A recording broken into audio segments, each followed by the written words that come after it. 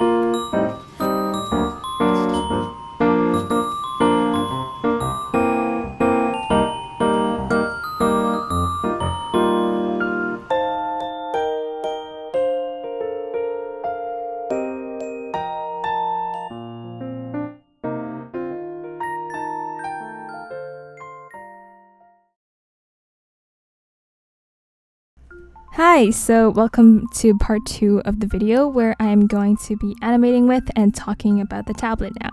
If you don't know, I'm also a design student in my high school and we learn a lot about the characteristics of a good design, so I thought I might incorporate that while analyzing the product and hopefully also teach you guys a little something along the way. The first thing I want to talk about is the installation process. Since I've used different graphic tablets in the past, it was quite easy for me to install. Like any other tablet, you just go on their website, find the model, and then download the files. They also provide you with a full set of instructions and pictures, so wasn't any huge issue with the installation process at all. One thing I really liked about this tablet is just the fact that they have a lot of extra items given to you with the tablet. For example, the adapters. So you can just connect them to your device without having to buy any extra ones, because usually I carry on this really big and clunky adapter because MacBooks only have USB-C ports, so it was really good having that. Another thing is that there are stickers, which gives a customizable personal aspect to the product that will increase your value towards it. This is actually an aspect of emotional design, which is a design strategy that focuses on increasing user engagement and giving personality into the product.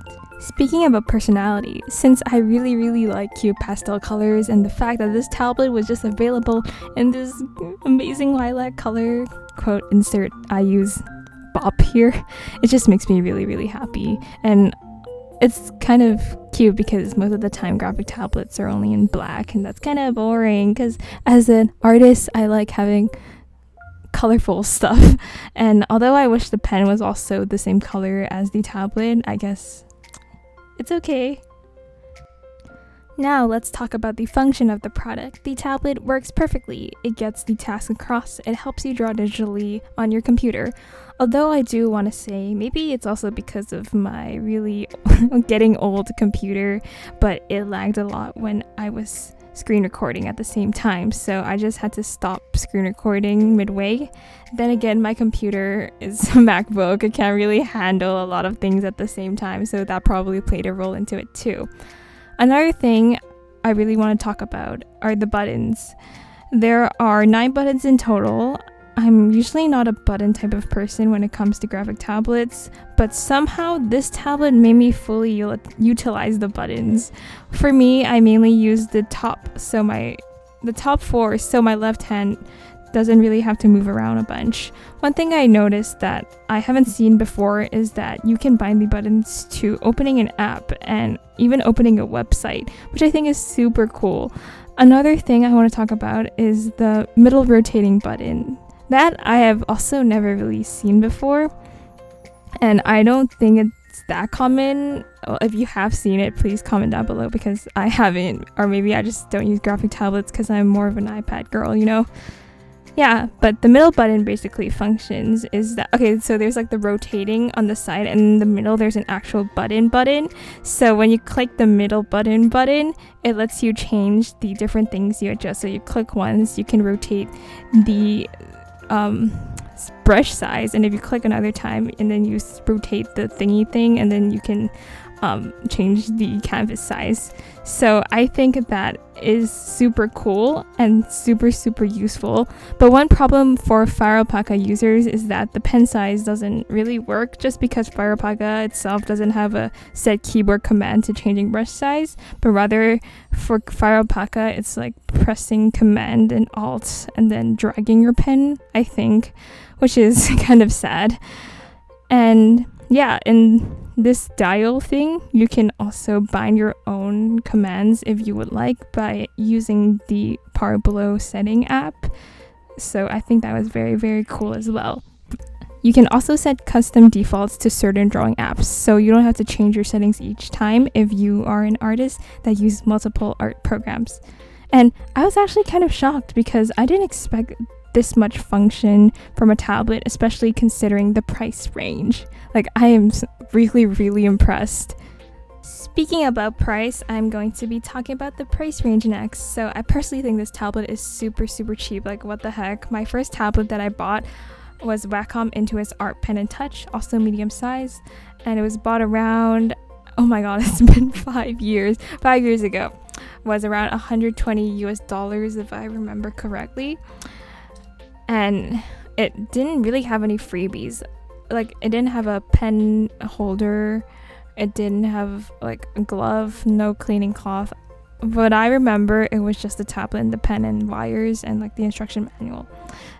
But I think for that tablet it can go wireless, but I never used it wireless because 11-year-old Beta isn't capable of knowing what a wireless object is.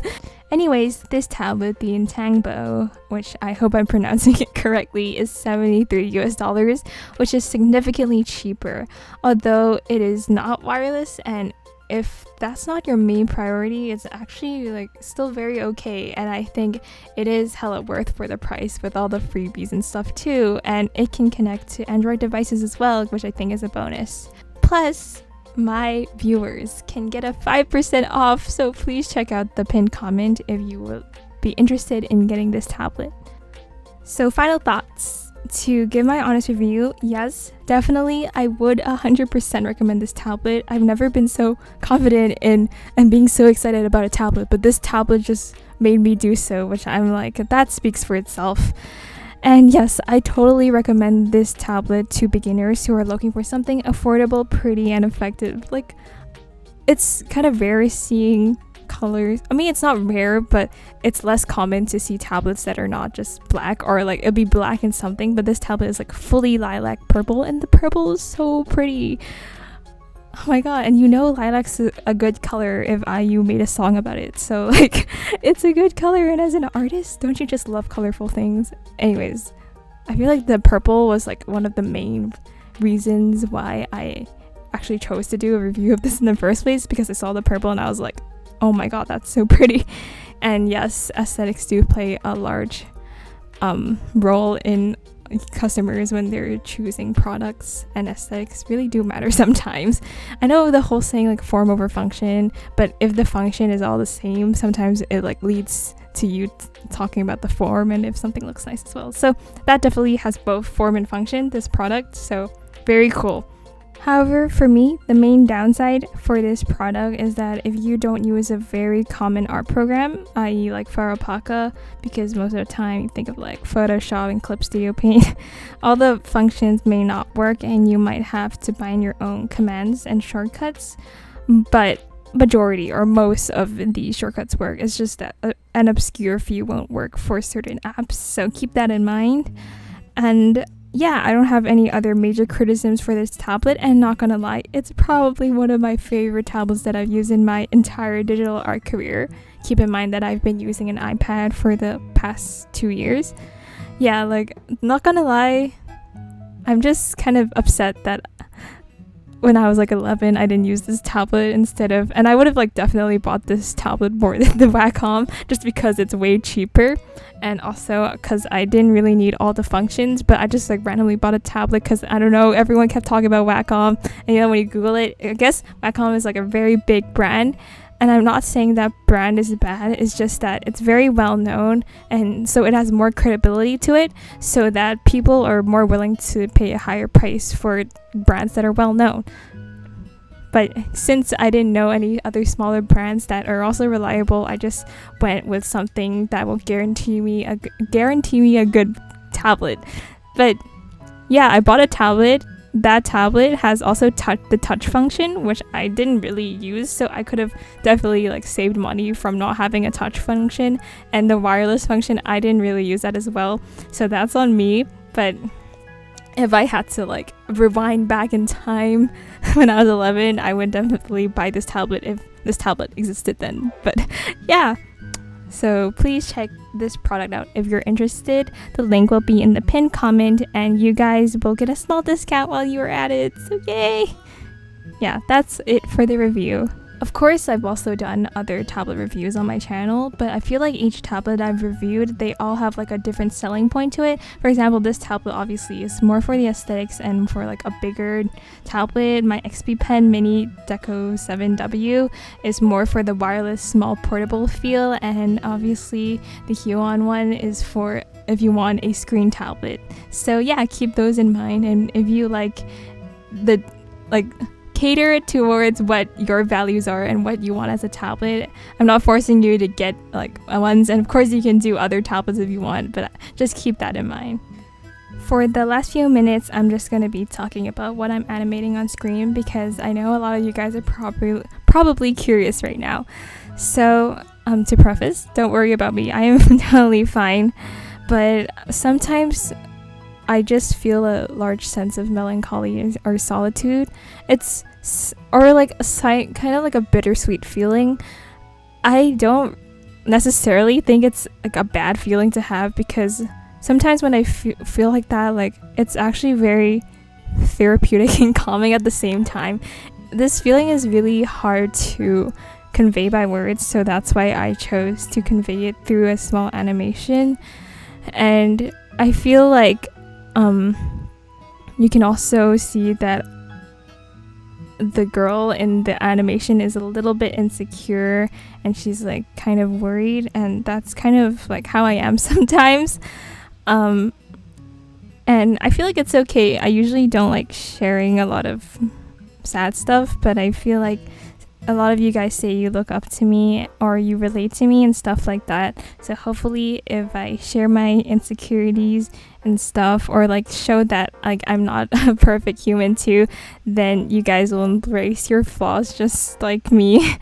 So yeah, it was just a feeling of melancholy and sadness on a train ride home. That's the main thing I wanted to you can like analyze my artwork if you want, because like the black silhouettes do in a way symbolize my insecurities and how the girl is slightly shorter than everyone else, just stuff like that. But yeah, that's the main thing, but that's up to your interpretation. Anyways, here is the animation.